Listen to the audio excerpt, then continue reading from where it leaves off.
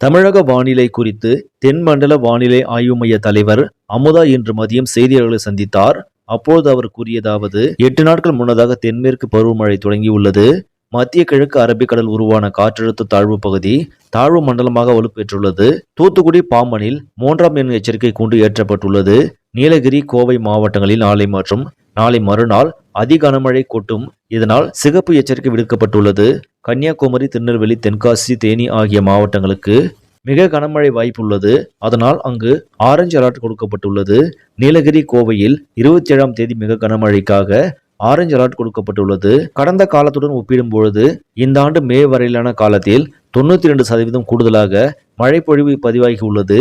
மேலும் தமிழகத்திலும் அநேக இடங்களில் கனமழை பெய்ய வாய்ப்பிருப்பதாக சென்னை வானிலை மையம் தெரிவித்திருக்கிறது.